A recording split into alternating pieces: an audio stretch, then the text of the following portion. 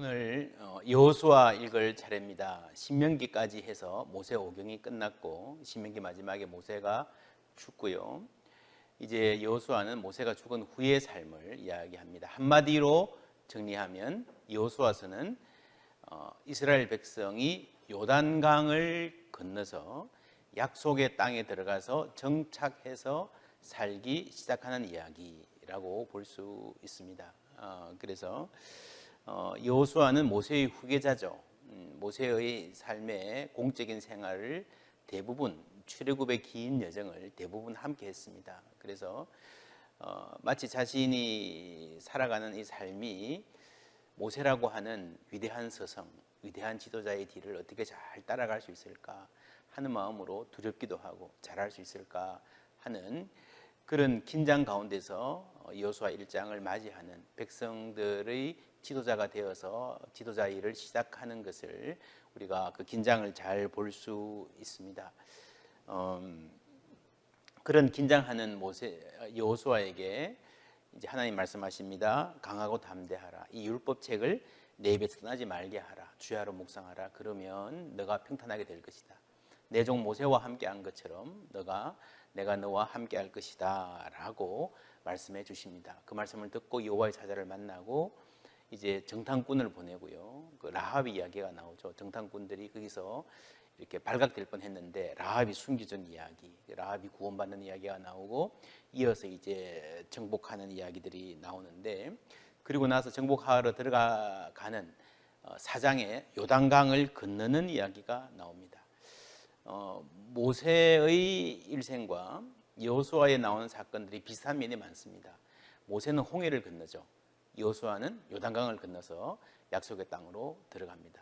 모세에 의해서 광야 생활이 시작되고 요단강을 건너서 이제 여호수아의 인도에 의해서 요단강을 건너서 약속의 땅에 들어감으로써 광야 생활이 마치는 거죠. 홍해를 건널 때는 아주 정신없이 뒤에는 쫓아오고 막 놀란 가운데서 허겁지겁 그렇게 건넜습니다. 요단강을 건너는 것은 굉장히 차분하게 제사장들이 앞에 서고 법궤를 메고 이렇게 쭉 가는데 그 중간에서 돌을 한 지파가 하나씩 12개를 취합니다. 들고 나와서 강 맨 중앙 바닥에 있는 그 돌들을 들고 나와서 비를 세우죠. 그래서 4장 9절에 이렇게 나옵니다. 여호수아가 또 요단 가운데 곧 언약궤를 맨 제사장들의 발이 선 곳에 돌 12를 세웠더니 오늘까지 거기에 있더라. 오늘까지 거기에 있더라 라고 하는 이런 표현들은 이게 여호수아서가 상당히 후대에 여호수아의 시대가 지나가고 난 다음에 기록되었구나 하는 것을 알게 하는, 추측하게 되는 문구입니다. 그리고 그 다음에 5장에 들어가면 이제 새 땅에 들어가서 하는 첫 일이 할례를 행하는 것입니다. 6장에 우리가 잘 아는 여리고성이 무너지는, 돌기만 했는데 무너지는 이야기가 나오고요. 12장까지 이제 하나하나 땅을 정복해가는 이야기가 나옵니다. 정복하고 나서 13장부터는 땅을 분배하는 이야기들이 나옵니다. 성경을 읽으면요, 이게 진도가 막 나가고 눈앞에 그 장면이 그려지고 전쟁이 있고 강을 건너고 성이 무너지고 이런 장면이 있는가 하면은 이렇게 조금 지겹게 가는 장들이 있는데, 그게 여호수아서에도 후반에 있는 땅을 분배하는 이야기입니다. 르우벤 자손에게는 어떤 땅을, 유다 지파에게는 어떤 땅을 세세하게 배분합니다. 여러분, 사실 우리도 땅에 관심이 많잖아요. 우리도 어떤 지역을 내가 차지할 것인가, 내 몫에 관심이 많잖아요. 그래서 이게 지금 우리에게는 옛날 이야기지만 당사자들에게는 이 땅을 분배한 이야기, 공평하게 어느 지파가 어느 땅에 산다, 여기는 우리 차지다라고 정해주는 이 이야기는 굉장히 중요한 명령이었을 것입니다. 그리고 이제 하나님께서 아브라함에게 약속하신 약속 중에서 내 자손에 대한 약속도 있고요, 너가 세상에 복이 될 것이라는 사명에 대한 약속도 있고, 약속의 땅에 와서 이 땅을 차지하고 살 것이라는 약속이 중요했는데, 그 약속이 성취되었다는 면에서도 그렇고, 어떻게 살아갈 것인가, 공평하게 누가 힘이 세다고 해서 많이 차지하고 또 힘이 약한 사람은 땅을 잃어버리고 그렇게 사는 것이 아니라 서로가 공평하게 함께 평화를 누리며 잘 사는 사회는 땅의 배분이 공평해야 된다라고 하는 중요한 메시지를 보여주십니다. 예수님도 그러셨잖아요. 온유한 자는 복이 있나니 저희가 땅을 기업으로 받을 것이니요.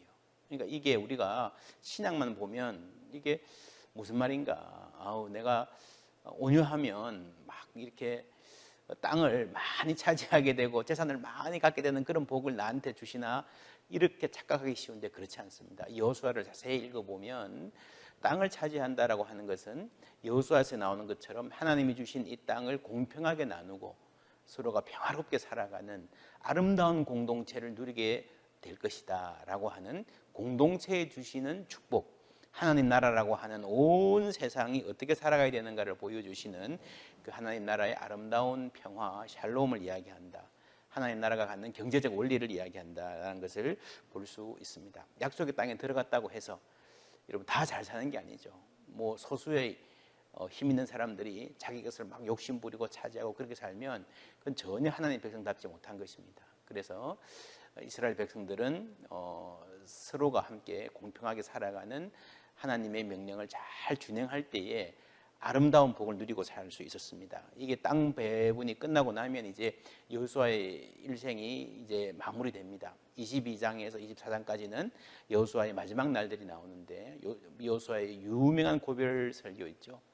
여러분이 이 땅에 와서 이제 새로운 상황에서 살아가는데 이 땅 사람들이 살아가는 방식이 좋게 보이거든. 그렇게 살아라. 이 땅 사람들이 섬기는 우상이 좋게 보이거든. 섬기며 살아라. 선택할 수 있다. 그러나 나와 내 집은 여호와를 섬기겠다라고 선포하는 거죠. 가장 강력한 도전입니다. 하나님은 처음부터 태초에 인간을 창조하실 때부터 인간에게 자유의지를 주셨습니다. 하나님이 이스라엘 백성들을 광야에서 출애굽시키시고 그리고 40년 동안에 다 먹이고 입히시고 인도하시고 또 새 땅을 정복하게 하셨지만 그렇다고 해서 너희들이 억지로 강제로 나를 섬겨야 된다 그러지 않으셨습니다. 하나님을 자발적으로 사랑하는 그 헌신을 하나님이 귀하게 보셨습니다. 여호수아를 통해서 그 모범을 보여주시는 겁니다. 신명기에 보면은요, 이 모세가 여호수아를 택할 때에 후계자로 삼을 때에 이런 예언을 합니다. 내 하나님 여호와께서 너희 가운데 내 형제 중에서 너를 위하여 나와 같은 선지자 하나를 일으키시리니 너희는 그의 말을 들을지니라. 모세와 같은 선지자를 일으키시겠다. 그래서 그 이름이 여호수아입니다. 여호수아. 그런데 여호수아라는 여호와는 구원이시다라는 말인데 이 말을 줄이면 헬라어로 줄여서 발음하면요 예수가 됩니다. 그러니까 예수라는 이름의 히브리식 원 이름이 여호수아입니다. 그러니까 예수님과 여호수아가 같은 이름을 가진 거죠. 그래서 사도행전 3장에 보면 베드로가 예수님에 대해서 설교를 하면서 모세의 이 말을 그대로 인용합니다.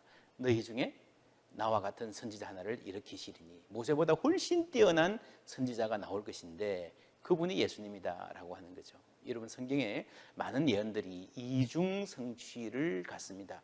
모세의 이 예언은 아마 모세도 이 말을 할 때는 여호수아를 가리켜서 말을 한 거예요. 그런데 하나님은 이 예언을 어떻게 사용하셨는가 하면은 당대의 여호수아를 가리키는 말로 또 먼 훗날에 예수님을 가리키는 말로 사용하셨던 것입니다.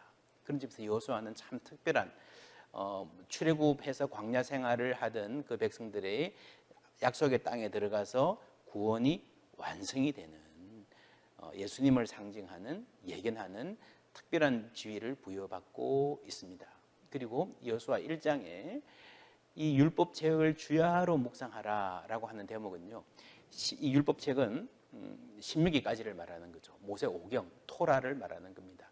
그러니까 여호수아 1장은 신명기까지의 토라가 완성되고 나서 그 토라를 받아든 백성들, 이제는 그 율법책을 가지고 있는 백성들이 읽는 맨 처음 성경인 것입니다.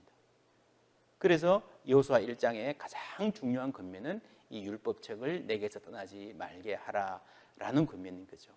후대에 이 여호수아의 역대 히스토리가 기록이 되었고요. 후대의 백성들이 이 여호수아를 읽을 때 어떤 느낌으로 읽었을까 생각을 해보십시오. 예를 들면 바벨론 포로들이 다시 약속의 땅에 돌아올 때 그때에 이 여호수아서를 읽으면서 자기들도 두렵고 떨리고 긴장되는 마음으로 새로운 역사를 헤쳐나가야 되는데 어떻게 살 수 있을까? 1장에 보니까 이 율법을 주야로 묵상하라. 내 입에서 나지 말게 하라. 라는 말씀을 주시는 거죠. 이 말씀이 시편 1편에 나오는 주제의 말씀과 똑같습니다. 복 있는 사람은 여호와의 율법을 즐거워하여 주야로 묵상하는 자로다. 마찬가지로 이 토라, 모세오경 중심으로 한 구약 성경 하나님의 말씀을 묵상하는 삶을 표현하는 거죠. 노래하는 거죠. 이 말씀은 시편 1편에 나오는 시편의 150편 시편 가운데 맨 처음에 나오는 복 있는 사람은 여호와의 율법을 즐거워하고 주야로 묵상하는 자로다라고 하는 말씀하고 일치하죠. 시편의 시작도 마찬가지입니다. 여호수아가 받아든 성경을 받아들고 살아가는 그 삶의 첫 단계, 이 율법을 주야로 묵상하라. 시편 처음도 마찬가지입니다.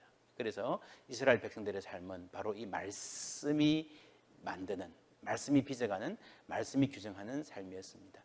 그 말씀을 오늘도 우리에게 주셨습니다. 우리도 앞으로 살아갈 일들, 앞으로 이 시대가 어떻게 변해가나 참 두렵고 긴장된 가운데 서 있지만 하나님 말씀 붙들고 살아갈 때에 하나님께서 우리를 약속의 땅으로 하나님의 뜻을 성취하고 누리고 전하는 삶으로 인도하여 주실 줄 믿습니다.